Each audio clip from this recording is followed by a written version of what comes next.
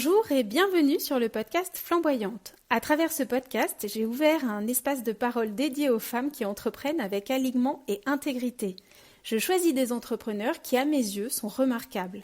Leurs entreprises ne sont pas cotées au CAC 40, elles ne passent pas à la télé, elles font le job parfois dans l'ombre. Pourtant, qu'est-ce qu'elles développent, inspirent et incarnent ? Un épisode de Flamboyante et Entrepreneur est diffusé un mardi sur deux sur toutes les plateformes.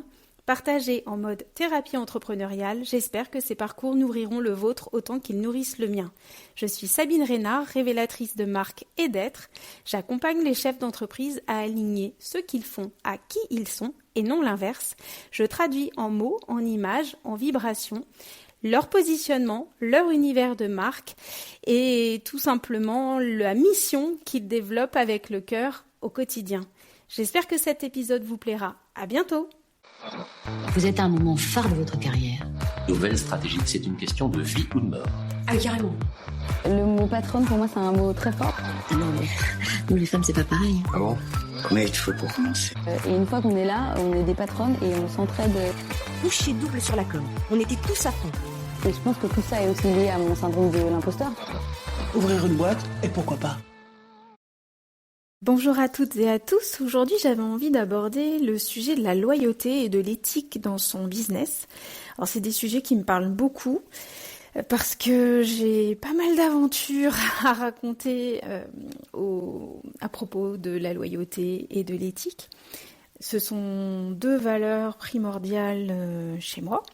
Donc, des valeurs vraiment d'intégrité, de fidélité, de moralité, d'honnêteté. Donc ce sont des valeurs vraiment très très très ancrées en moi, dans ma personnalité. Donc bien évidemment, elles me portent, elles me soutiennent et elles sont vraiment les fondations de qui je suis.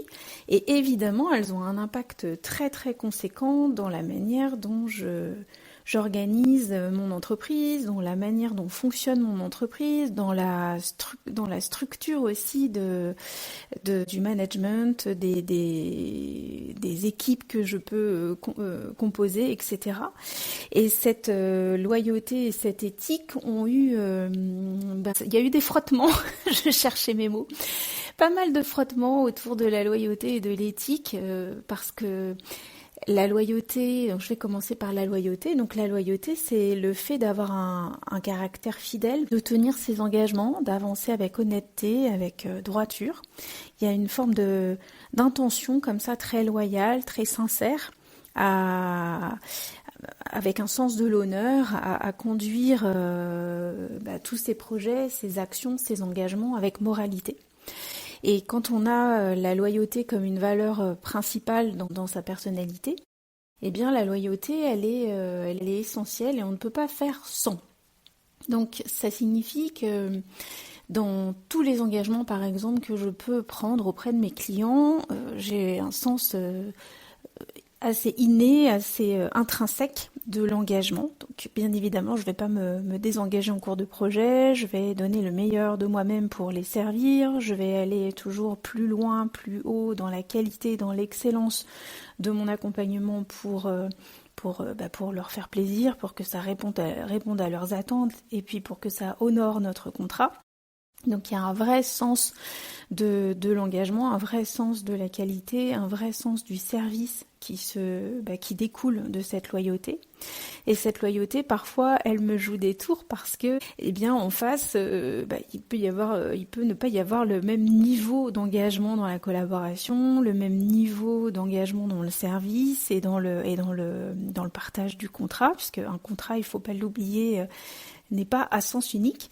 Effectivement, vous êtes là, vous mettez votre expertise et vos talents au service de votre client, mais votre client, il est également engagé vis-à-vis de vous à vous transmettre ou vous donner des moyens, vous rémunérer pour votre mission, se mettre à votre disposition si vous avez besoin d'éléments et si vous avez besoin de temps, de validation. Donc un client qui fait pas le job en face, mais vous pouvez pas honorer votre contrat si le client n'est pas engagé au même niveau que vous et si finalement il vous met des bâtons dans les roues pour mener à bien le projet sur lequel il vous a missionné. Alors ça, moi, ça m'est déjà arrivé, c'est vraiment un cas de conscience qui est difficile, c'est même même douloureux, parce qu'en fait, quand on est engagé, quand on a signé un contrat, qu'on est en collaboration avec un client, on a envie évidemment d'aller au bout, dans les meilleures conditions et avec le meilleur rendu possible. Mais quand le client ne tient pas ses engagements, parce que justement il peut manquer de loyauté et manquer d'honnêteté, ou en tout cas de droiture dans son engagement, eh bien on est bloqué. Donc ça vient nous mettre nous en porte-à-faux et nous mettre en conflit avec une valeur qui est très très importante pour nous. Donc c'est toujours des moments un peu inconfortables et douloureux. Alors pour ne rien vous cacher, moi ça m'est arrivé à plusieurs reprises de rompre des contrats, parce que j'ai estimé que le client ne tenait pas ses engagements et que du coup je ne pouvais pas par conséquent tenir les miens. Et d'ailleurs c'est indiqué dans mon protocole d'accompagnement que j'ai rédigé il y a 5 ans. Il y a 5 ans, j'ai senti le besoin de rédiger un protocole d'accompagnement. Donc ce ne sont pas des conditions générales de vente. Les conditions générales de vente, elles ont un aspect purement juridique et elles reprennent vraiment le modèle de collaboration qui va s'élaborer entre moi et mon client. Mais mon protocole d'accompagnement, c'est un protocole totalement personnalisé que j'ai écrit moi-même, sans modèle, et qui reprend vraiment en note, noir sur blanc, l'ensemble des engagements que je prends vis-à-vis de mon client et l'ensemble des engagements que je demande à mon client de prendre vis-à-vis de moi. Et ce protocole d'accompagnement est assigné au même titre et en même temps que le devis et que les conditions générales de vente. Donc c'est vraiment un engagement complet vis-à-vis de moi, parce que j'estime que si mon client ne tient pas les paramètres, en fait, si moi je ne peux pas travailler parce qu'il ne me donne pas les moyens, qu'il n'est pas présent, qu'il ne me permet pas en fait d'avancer correctement étape après étape et de dérouler le projet, eh bien moi je ne peux pas tenir mes engagements sans l'engagement du client. Donc ça m'est arrivé à plusieurs reprises de clôturer une collaboration, en tout cas de rompre un contrat, en mettant en lumière le fait que l'engagement du client n'était pas là et que eh bien il ne tenait pas à sa promesse d'engagement par rapport au protocole d'accompagnement qu'il avait signé au préalable. Alors après, c'est toujours un peu délicat financièrement, il faut trouver un accord qui correspond aux deux parties et essayer évidemment que cette fin de contrat se fasse avec le maximum de fluidité possible. Mais pour respecter justement ma loyauté, pour respecter mon honnêteté, ma sincérité et mon engagement vraiment sans faille auprès de mes clients, c'est l'astuce que j'ai trouvée pour me sentir confortable, pour avoir une porte de sortie si la personne ne jouait pas le jeu, et pour aussi assumer aussi un cadre de collaboration qui soit assez strict, mais il l'est volontairement, parce qu'en fait je trouve que dans un cadre de collaboration bien posé, on peut vraiment aller loin, s'amuser, être très créatif et pousser les limites des objectifs qu'on avait fixés avec le client. Parce qu'en fait, il y a un confort de collaboration.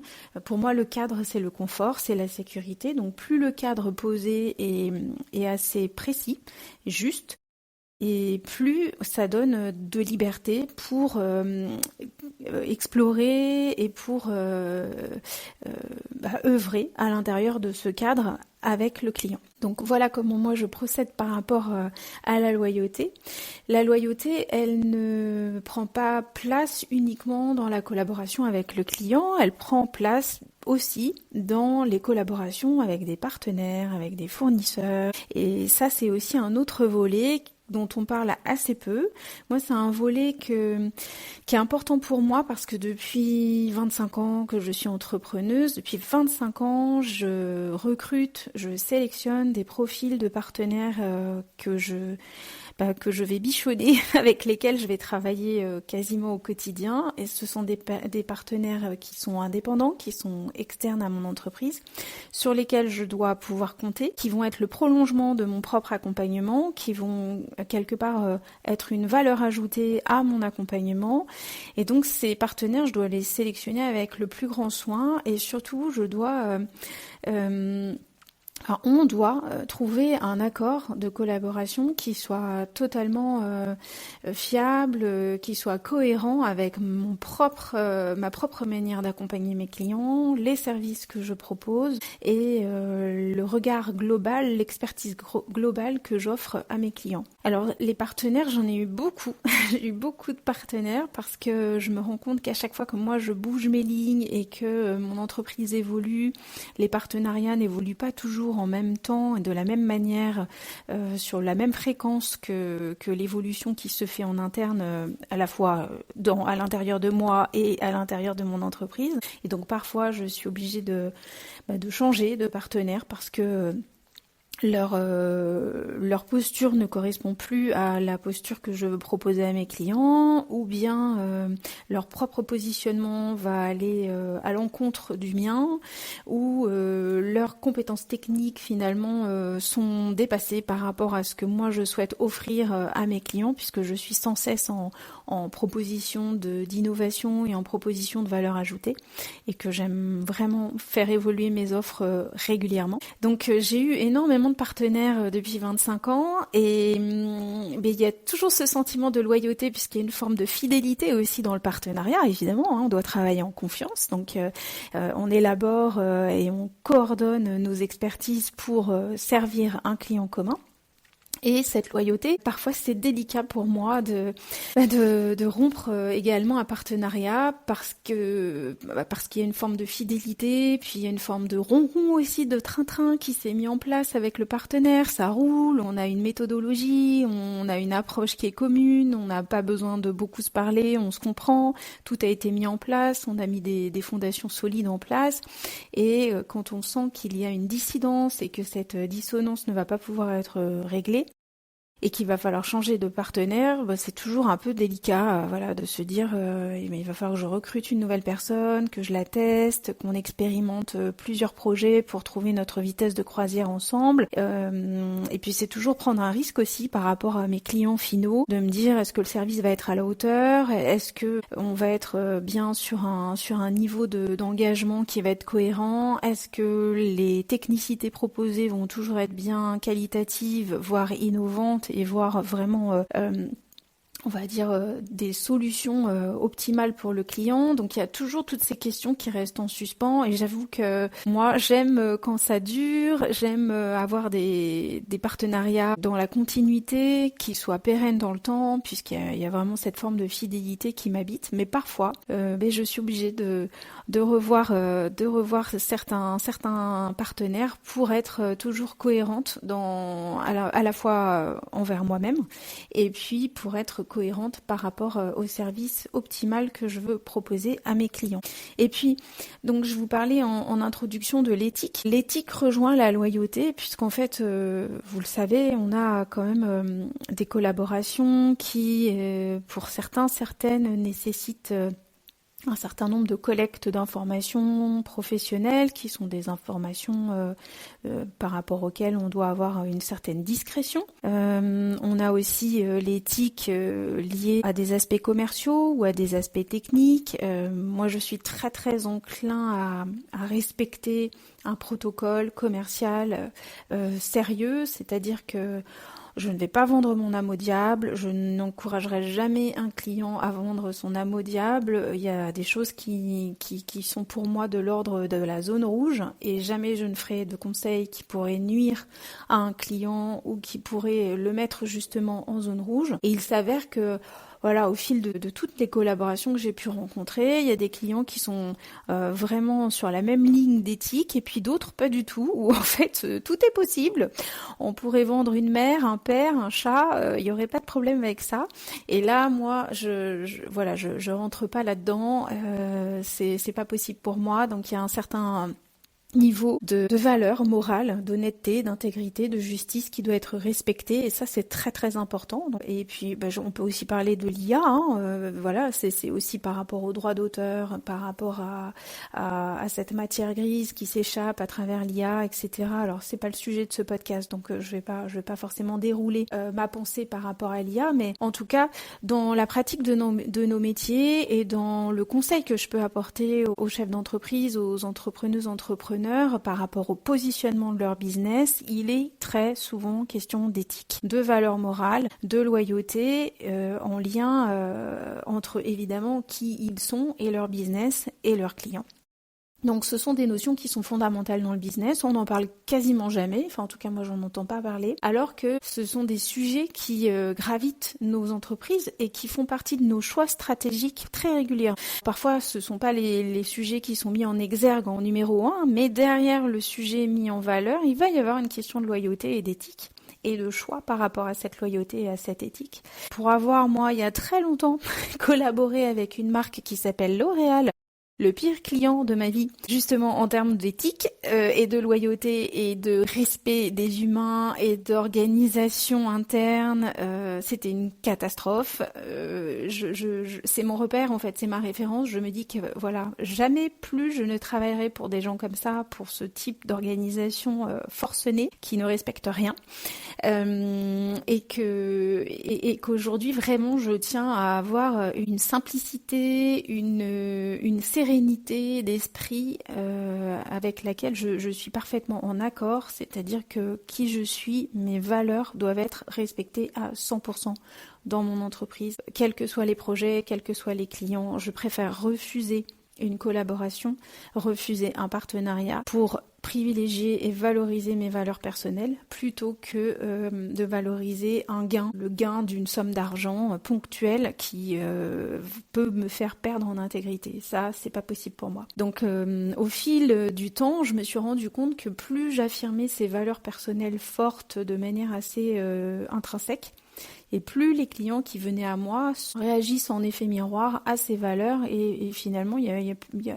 assez peu de questions et de débats sur ces sujets. Il peut m'arriver une fois par an d'avoir un petit delta avec une personne que je recadre directement et si je sens qu'on va pas pouvoir s'entendre sur un niveau de valeur, mais je vais lui proposer une fin de contrat ou un non-début de contrat.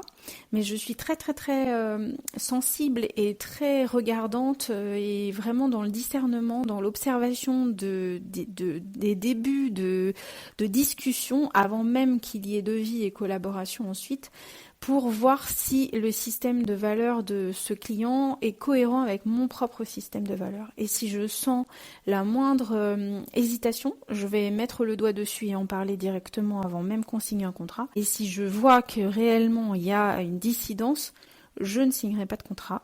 Parce que je préfère consacrer mon énergie et mon temps à des personnes qui vont être vraiment totalement alignées et accordées avec ces valeurs qui sont fondamentales pour moi. Parce que moi, après, je peux pas dormir la nuit, ça me prend la tête, je suis mal, j'ai un gros caillou dans la chaussure, ça marche pas, je perds ma créativité, j'ai plus de vision, j'ai pas de fulgurance, j'accompagne mal. Enfin, en fait, dès que mon système de valeurs n'est pas parfaitement en fonctionnement, en cohérence, ça ne fonctionne pas, je n'ai plus aucune ressource interne et externe pour accompagner les gens. Donc voilà, j'ai envie de dire que c'est vraiment la base, c'est que mon système de valeurs soit totalement validé et respecté pour que je puisse être opérationnelle et que je puisse être talentueuse. Sinon, ce n'est pas la peine. Donc j'aimerais bien savoir comment vous fonctionnez, vous, par rapport à la loyauté, à l'éthique, à l'intégrité, à la sincérité, comment vous mettez ces données, ces informations viscérales dans votre business. Est-ce que c'est important pour vous? Est-ce que vous pouvez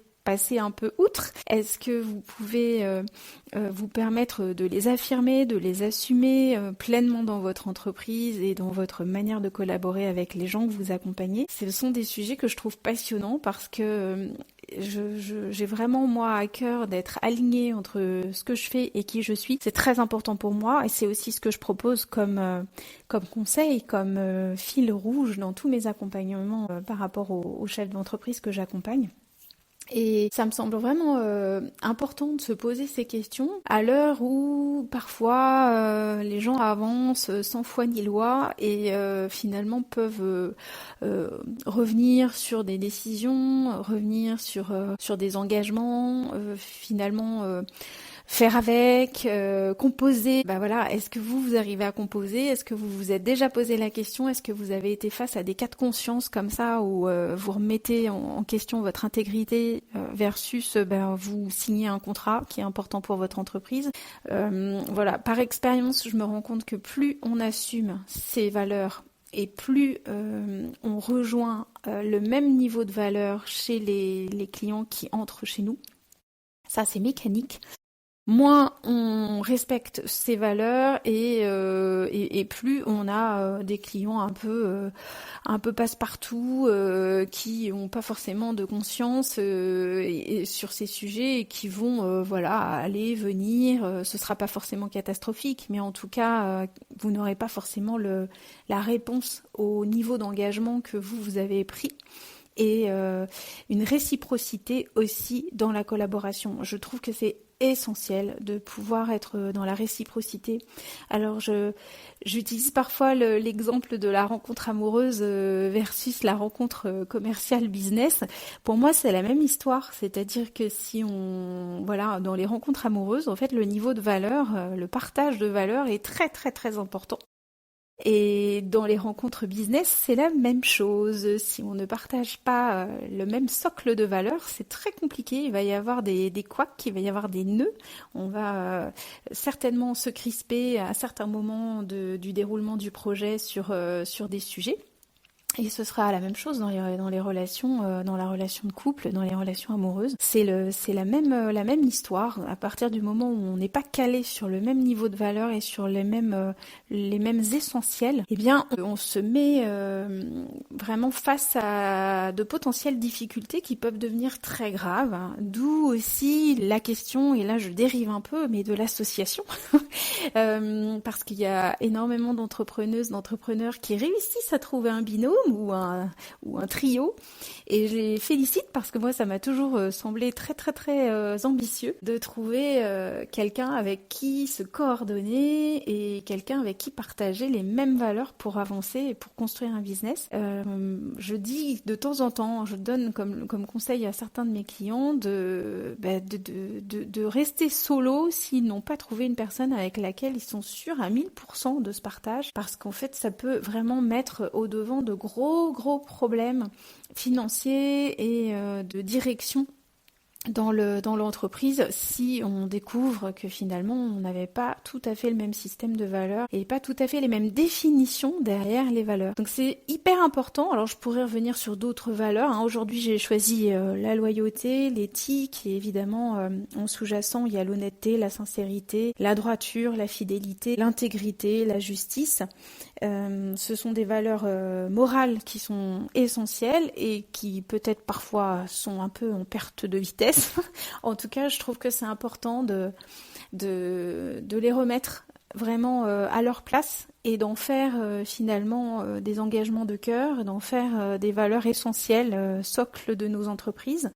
Parce que certaines personnes cherchent ces valeurs et viennent aussi chez nous pour ces valeurs. Donc ce sont des vrais faire-valoir qui sont totalement incarnés, parce qu'évidemment on va pas les utiliser comme des éléments de marketing ou d'image de marque qui seraient totalement faux et vides de sens. Mais quand ces valeurs sont profondément habitées, animées, incarnées, qu'on les vit vraiment au quotidien et qu'on peut pas y renoncer, je trouve que ce sont vraiment des très très belles valeurs à mettre en lumière dans notre entreprise pour aller au-devant des clients et pour proposer des collaborations qui auront comme socle l'éthique, la loyauté, l'intégrité. Parce que ce sont des valeurs dont on a besoin aujourd'hui, des valeurs humaines essentielles et qui portent aussi un niveau de confiance et de sécurité qui permet toujours d'aller plus loin, plus haut que si on est sur ses gardes, si on se pose des questions par rapport à la rémunération, si on s'inquiète de savoir si notre client est vraiment clean ou pas, s'il n'est pas en train de nous embourber. On peut pas travailler sereinement et être créatif et être force de proposition et avoir des idées de fou et accompagner son client très loin dans un conseil si on est tout le temps en insécurité et en vigilance. C'est pas possible. Donc plus le cadre de collaboration est précis et fixé à l'avance et signé dans la réciprocité, plus ensuite vous êtes totalement libéré de toute contingence et c'est acquis. Et ensuite vous pouvez vraiment aller très très très loin dans les recommandations et dans l'accompagnement. Voilà. J'avais envie de partager cet élément aujourd'hui. Alors, ce qui me vient, et je ferai un dernier aparté, et concernant le cadre de collaboration et le cadre financier, moi j'ai pour habitude de dire que je ne suis pas expert comptable et que ce n'est pas mon métier. Et c'est pour cette raison que je demande toujours 50% d'acompte en début de projet et 50% en solde. C'est pas négociable. À chaque fois que j'ai fait des écarts à ça, j'ai eu des problèmes parce que finalement souvent les personnes qui demandent des délais, un morcellement des paiements sont souvent les personnes qui payent les moins bien et qui payent les moins vite et ça c'est assez agaçant. Et moi je ne veux pas me poser de questions financières, c'est-à-dire que c'est pas mon métier la finance, je suis pas là pour ça. Le cadre financier est posé, le cadre de collaboration est posé, les gens le connaissent dès le démarrage. Il y a 15-20 ans, quand j'ai annoncé 50%, ça se pratique assez peu encore aujourd'hui. Et moi je le pratiquais déjà il y a 15-20 ans. J'ai certains clients qui me disaient oh là là 50% mais ça va pas, mais non mais d'habitude on paye 30 et je disais de toute façon si vous n'avez pas les 50% aujourd'hui, vous les aurez pas dans un mois. Donc si cette manière de fonctionner ne vous convient pas, je pense qu'on n'a rien à faire ensemble. Et ça me permettait vraiment de trier les clients et d'aller vers des collaborations qui sont saines en fait et qui sont sûres et qui sont engagées justement parce que l'argent est un engagement. Et moi, personne ne me pose jamais cette question aujourd'hui. C'est 50-50, c'est comme ça et je démarre le projet avec 50% parce qu'en fait le début de projet c'est le démarrage, c'est le plus important, c'est là que je concentre toutes les idées, que je mets tout en place, que ça me demande beaucoup d'énergie, beaucoup d'engagement et voilà, si pour une raison ou une autre le contrat s'arrête en cours de route, j'ai toujours ces 50% qui vont vraiment rétribuer le travail phénoménal qui a été mis en début de projet, en introduction de projet.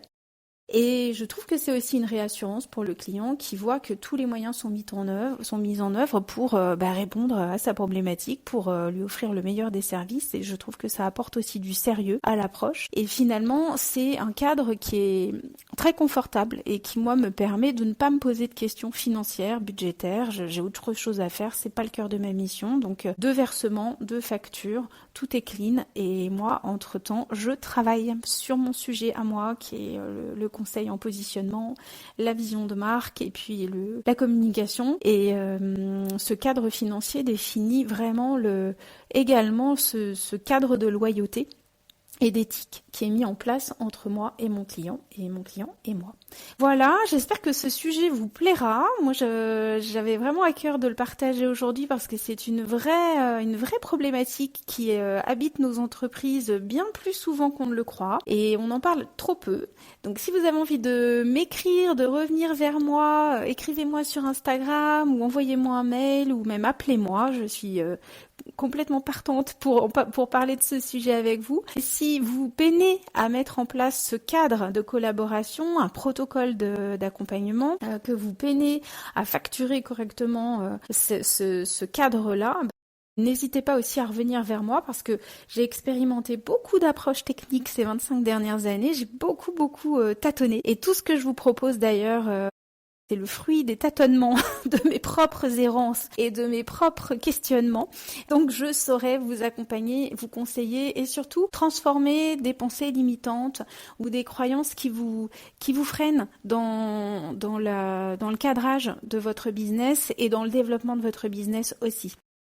Voilà, je vous remercie. Si vous avez aimé cet épisode, merci de le partager à des personnes qui pourraient avoir envie de l'écouter. Et puis merci aussi de soutenir le podcast en allant déposer des étoiles et un avis sur Spotify et Apple Podcast. Ça rend vraiment, très visible le podcast et j'ai vraiment à cœur de partager au plus grand nombre tous ces contenus. Donc merci de me soutenir par ce biais. Et je vous dis à très bientôt. Merci encore pour votre écoute. Au revoir.